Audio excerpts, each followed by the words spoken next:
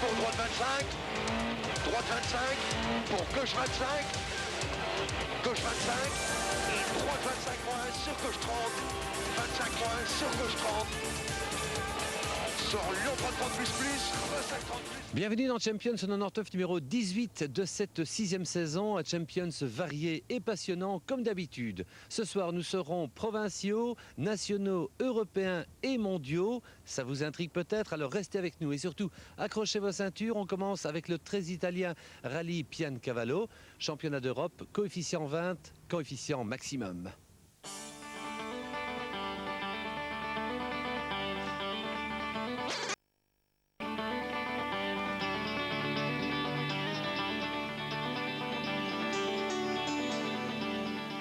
Le championnat d'Europe prend la direction de Venise pour un rallye de 3 jours dans la région de Pordenone. Un rendez-vous européen au plateau relevé. Premier apéritif nocturne, Navara Ford WRC devance les Subaru WRC de Cunico, Andreucci, Dalla Villa, Aghini sur Toyota Corolla WRC est 5e.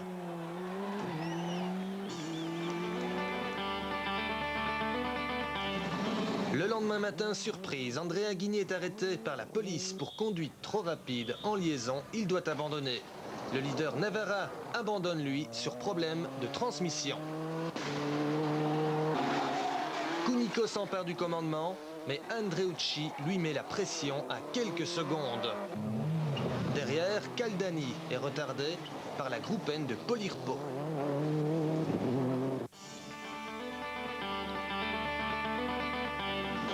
Sous le soleil, Cunico prend le départ de la dernière journée, mais il est sous la menace du bouillant Andreucci. Pour corser ce 20e rallye des Piancavallo, la pluie vient détremper les routes. Tout en équilibre, Baldini gagne le groupe N. Il termine 5e du classement général derrière la Toyota de Caldani.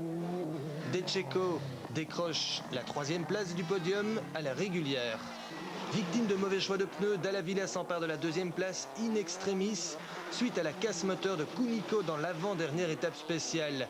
Andreucci s'impose en roue libre, bien content d'évacuer un stress omniprésent.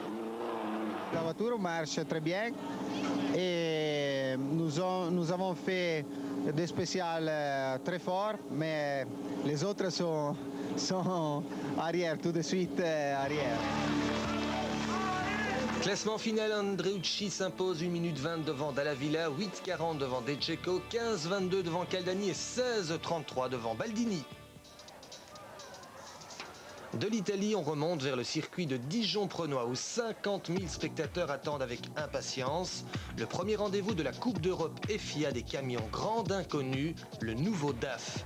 Avec son nouveau moteur plus puissant et son châssis révolutionnaire, que vaut-il face aux redoutables Mercedes, MAN et Caterpillar? Première ébauche de réponse dans la course qualificative du samedi. La concurrence est rude. Albacete impose son MAN devant les Mercedes de Ford, Paris et Österreich en dérive.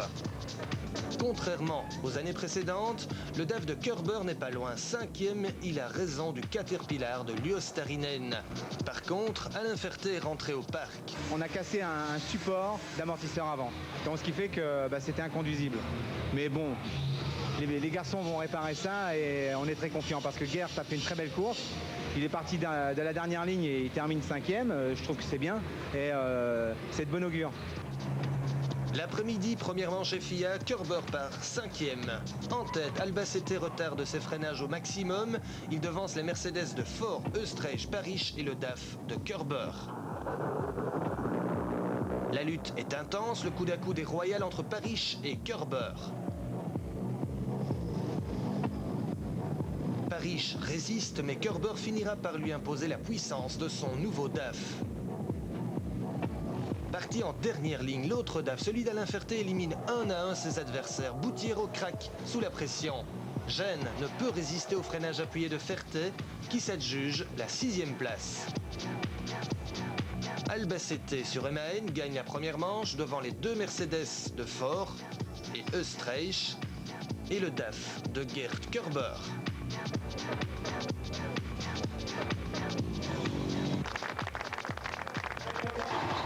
Le lendemain, c'est la grosse surprise. Les deux DAF réalisent la pole position. Alain Ferté veut gagner devant son public. Gerd Körber a retrouvé la rage de vaincre.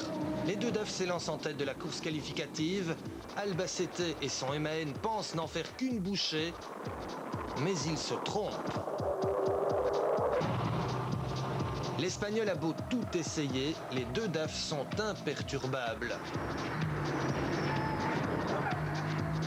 La domination surprise du team belgo-hollandais l'irrite, il s'énerve, Ferté gagne devant Körber. C'est la première victoire de DAF, une victoire historique. Ferté et Körber réalisent le doublé, c'était inespéré. L'objectif qu'on s'était donné, c'était de pouvoir se battre pour un podium. Et puis maintenant, on s'aperçoit qu'on peut gagner des courses. Alors, c'est fabuleux. L'émotion est double, la confiance est revenue. Ferté et Körber s'élancent en tête de la deuxième manche et FIA.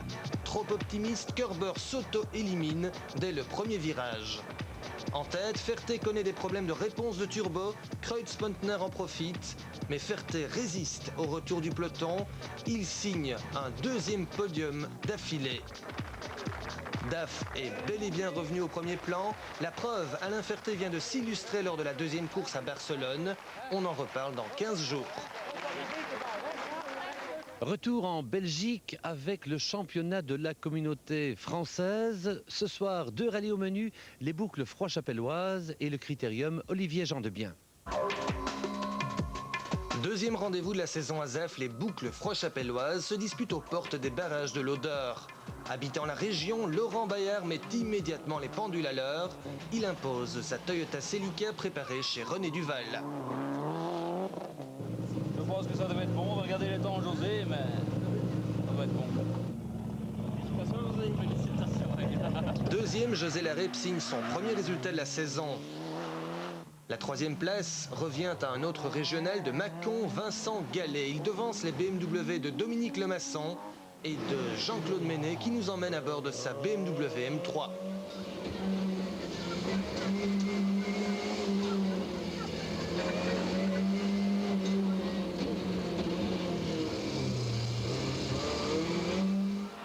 Champions a également remarqué la 19e place d'Olivier Blancpain sur une Opel Corsa d'origine. «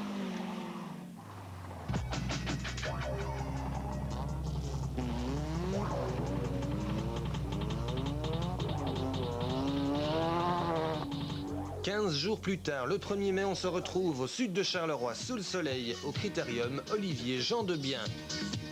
À Thuilly, sur les routes du Bianchi, Laurent Bayard est à nouveau le plus rapide, mais il doit abandonner. Joint de culasse cassée, José Larrey remporte sa première victoire. Larrey a dû résister au retour des BMW de Lemasson et Ménet qui ont abandonné sur problème mécanique et sortie. La deuxième place revient au Wavriens Philippe Marchal et sa petite Golf 1600 GTI. Un troisième résultat qui lui offre la tête du championnat ASAF. Troisième, Eddie Smith complète le podium.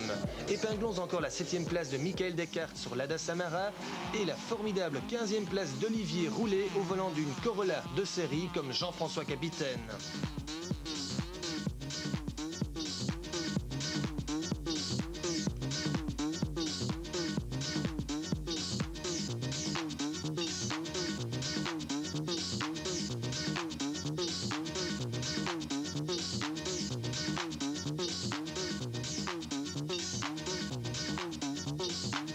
Voici le classement provisoire d'un championnat plus spectaculaire que jamais. Philippe Marchal domine le championnat, il est le seul à avoir 3 résultats. Il devance Larrey, Lemasson, Bouvard et Smith. Restons en Belgique avec le TAC Rallye de nos amis de Tielt, une manche nationale bien sympathique dont on vous a déjà parlé brièvement. Ce soir, voici le reportage complet du TAC Rallye de Tielt, signé Gérald Duhéry. À une demi-heure de la côte belge, Tielt est au cœur de la Flandre occidentale. Depuis 26 ans, c'est le carrefour d'une grande classique des rallyes belges, le TAC Rallye, le rallye du plat pays, le rallye des moulins, deuxième manche du championnat national 99. 73 voitures sont au départ. Joost Boxoen porte le numéro 1, un numéro symbolique puisque c'est la toute première épreuve de la Ford K-Cup. On vous en reparle tout de suite. Les supporters flandriens sont venus avec le soleil. Le favori, c'est le local Kurt Reinvoet et c'est lui qui signe le premier meilleur temps. Son principal adversaire, Frank Brouckaert, réplique dans les deux spéciales qui suivent. Lui aussi veut s'imposer sur cette terre.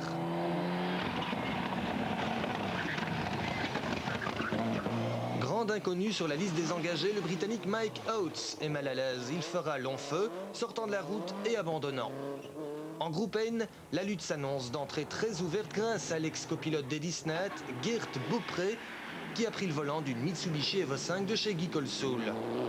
Beaupré se montre 2 fois plus rapide que le Hutois Bernard de Thiers sur Subaru, bien décidé à rééditer sa victoire à Anu. En Formule 2, 2 spécialistes flandriens s'affrontent, Claudie Tang, Renault Maxi Clio ex-David Loax, Dominique Breunel, Peugeot 306 Maxi. Avantage à Claudie Tang en début de course. Dès la 4e spéciale, le TAC Rally rebondit. Le favori Kurt Reinvoet sort de la route, problème de frein. Une trajectoire très vite, on a freiné un petit peu, il a bloqué en arrière et on a fait une sortie avec une tête.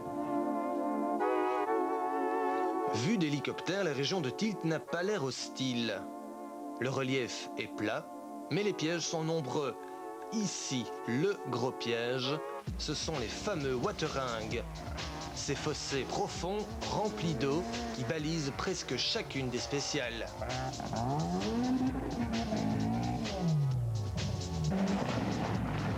Bernard Dorsimon va y perdre près de 4 minutes. L'asphalte peut aussi être très glissant. Bart Dulster a difficile à suivre le rythme des 2 groupes N de tête, et notamment de Geert Beaupré, le surprenant copilote devenu pilote. Ça va, ça va. Vous prenez des risques?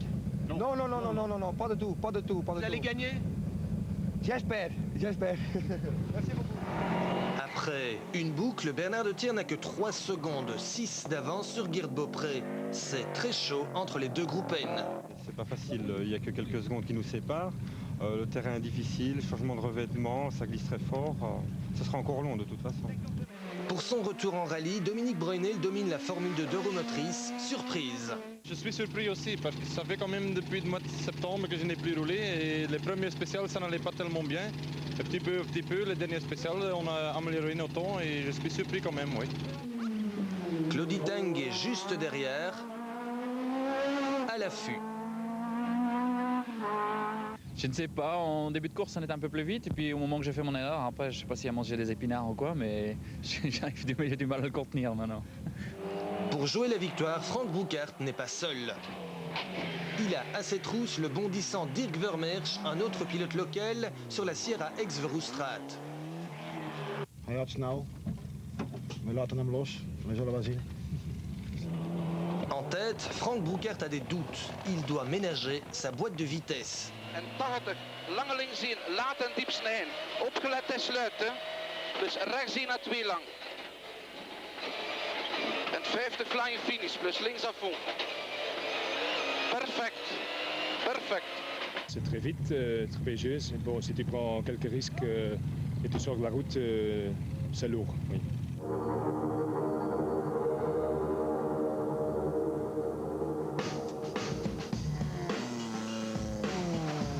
La Ford K-Cup, on vous en parlait cette fois, c'est parti. À Tielt, la K-Cup a pris son envol sous la direction d'un homme d'expérience, Danny Kolebunders, ancien copilote de Patrick Sneyers et copilote actuel de Chris Prinsen. Jamais j'avais pensé d'avoir 9 pilotes au départ de ce rallye-ci. Et j'avais toujours espéré d'en avoir 4 ou 5, mais j'en ai quand même 9, donc je suis très content. Le K-Cup, c'est vraiment bien pour débuter dans le rallye. Parce que c'est pas trop puissant, mais on apprend quand même à conduire. Combien de chevaux? On a 90 chevaux dans la voiture. Quel poids? On a 890 kilos pour la petite car. C'est une voiture très agréable, super facile à conduire, ça reste 95 chevaux, mais pour jouer dans notre challenge, c'est super sympa, vraiment super sympa, un vrai karting, voilà.